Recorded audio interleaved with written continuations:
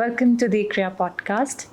We have with us today Payal Malik, visiting professor at ICRIER and the head of the ICRIER Process Center here. Welcome to the show, Payal. Thank you, Pooja. Thanks for having me. I want to talk to you about something that the Supreme Court has said about WhatsApp. Yeah.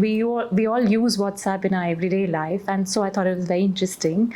The Supreme Court has said that WhatsApp is making a mockery of the country's constitutionalism, and it will not allow them to exploit the private data of citizens.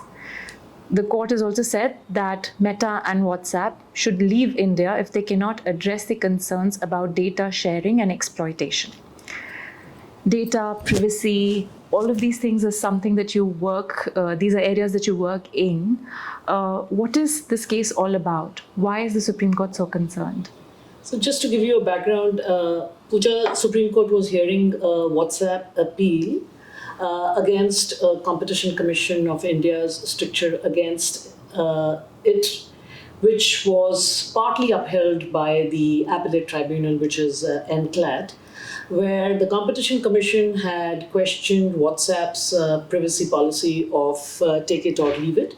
This was a 2021 privacy policy during COVID. If you remember, we used to get these messages on our WhatsApp that WhatsApp is updating its privacy policy, and the customers or the consumers were asked to accept it or they would not get the service. So the privacy policy acceptance was therefore preconditioned on the fact that if you want to use the service, you had to accept that policy.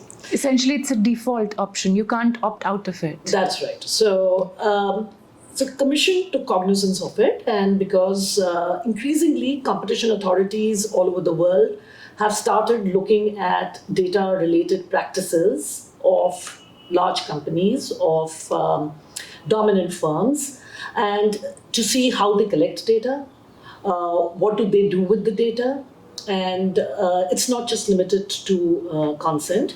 So whereas we have a very strong now Data Protection Act, which gives the citizens a consent architecture where a citizen can consent to share its data with the firm or with any organization which is collecting its data.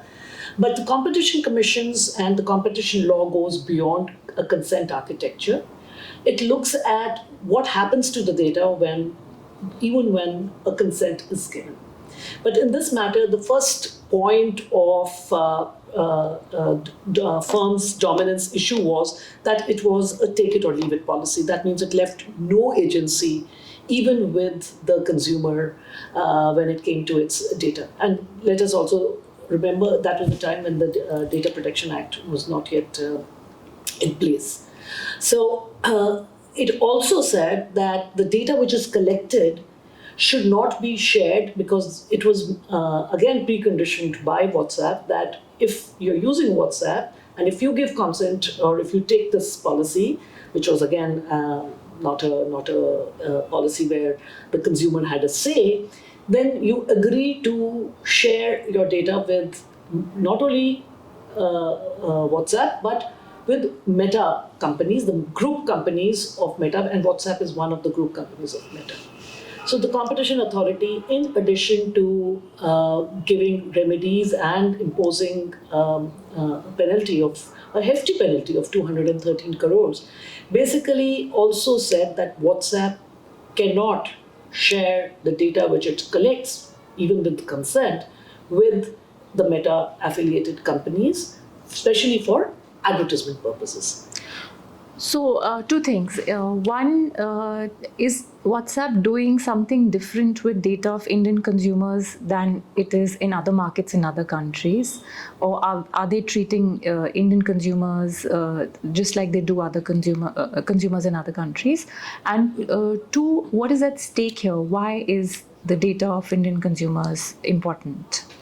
So, it's very well known that these large companies, which are premised on intermediation between, say, the user and the user, and the company which is providing intermediation for, say, search or for, in this case, messaging, though the consumer means messages between you and me are end-to-end encrypted.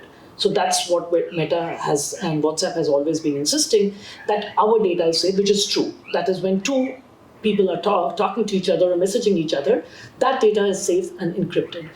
But Meta also, or WhatsApp also introduced business users, and now you will be seeing you do a lot of transactions on WhatsApp with your business users. For instance, you buy jewelry, you look at insurance products, you look at various other products. And if you see there, sometimes it is mentioned that Meta or Meta-related companies will be processing your data. And that is a part of your consent also. You do give consent when you are signing in to this policy. The reason, second, Meta not only owns WhatsApp, owns Facebook as well. So Meta can, under this policy, share its data with Facebook.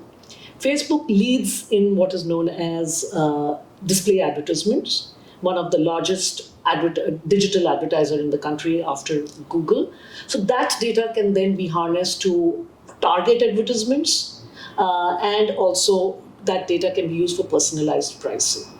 So, and this is what they do in all other countries. Yes, absolutely. They're not doing anything special. No. So this is done in all other countries, and of course the EU GDPR had put this consent architecture, which was then refined, and also India has now this consent architecture. So at least the consent architecture is in place under the DPDP. But the competition authorities look at this as something beyond just a privacy compromise. So it is more about data power. It is more about ability of a firm to exercise its market power, leverage the data which it collects. So all firms collect data, for that matter. It's not that only WhatsApp collects. Even the smallest of the smallest firms collect data. But the issue here is it is a dominant firm. And a dominant firm collecting data which then preconditions the use of the service to accepting a policy and giving no possibility for the consumer to opt out was at the center of this case. And CCI is one of the two jurisdictions. Germany did that, and then CCI did this, that used the instrumentality of competition law to also restrict the use of that data for leveraging by WhatsApp into its other markets, other related markets, say be it Facebook, etc. And so this therefore, and there has been a lot of economic literature on this, that data-driven market power can be diluted, can be prescribed by competition authorities. So the competition law in India did what I think was one of the first few jurisdictions who have taken that into cognizance and took and therefore imposed a remedy of not sharing your data with other Meta companies. And this is what was before the Supreme Court, because not only was WhatsApp arguing that against the penalty, but it was saying that this particular remedy, which was, by the way, overturned by NCLAT. So NCLAT went in favor of WhatsApp, saying it's okay, it's their business model, because the business model is based on data sharing and advertisements. And so this remedy of Competition Commission goes beyond individual data protection. So it was data protection plus. But the Supreme Court recognized at least these are the initial observations. The case has yet to go through its life. So the initial observation was that because you are dominant and because you have this market power, they saw it as a rent-seeking, at least they observed, the observation was it's a rent-seeking behavior on part of WhatsApp. And as an economist, that must have got you all interested. What is the economist's interest in understanding some of these issues?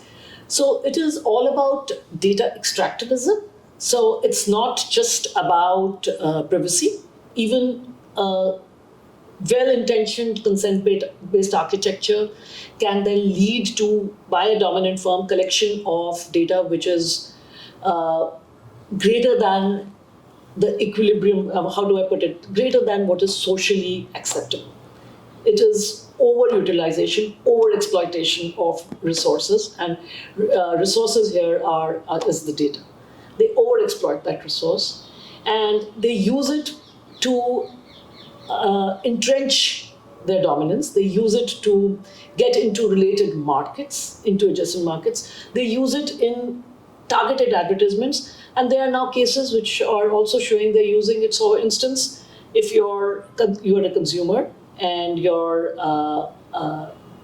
practices, behavior, what you buy, what are the things you like, what clothes you like, what brands you like, etc.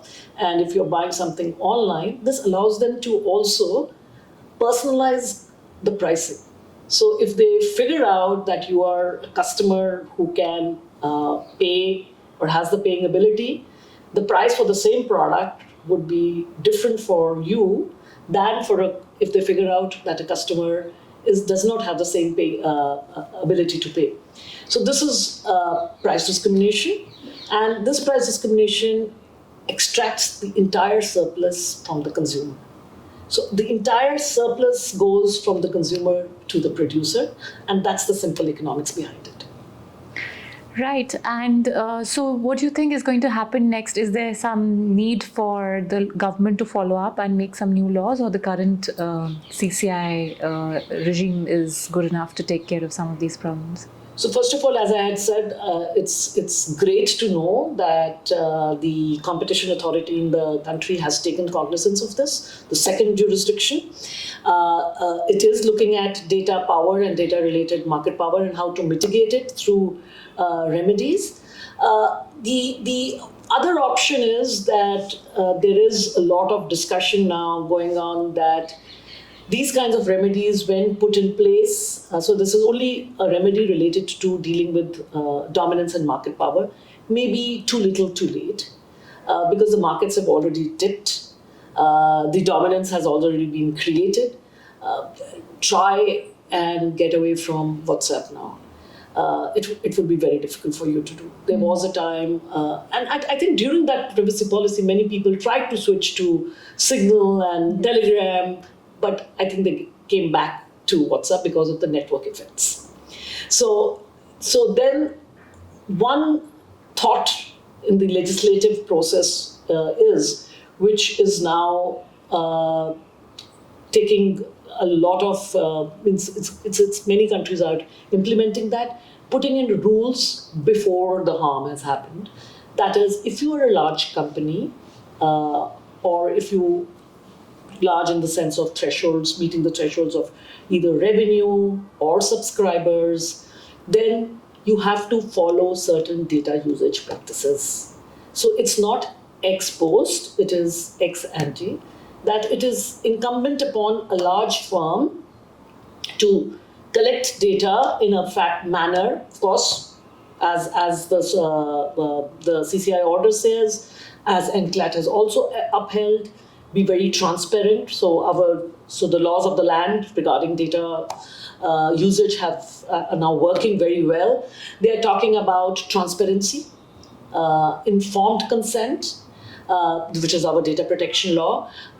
Then also talking about clarity on what data is collected and for what purpose. Rights for erasing your data, rights for forgetting your data. So there is a right to forget, and also limitation, how much data you can collect. So all those things now are in place through our DPDP Act, that is the Digital Personal Data Protection Act. The Competition Act has gone a step further, that once the data has been collected through proper mechanisms, etc., how do you use it? Do you use it to enrich your own firms?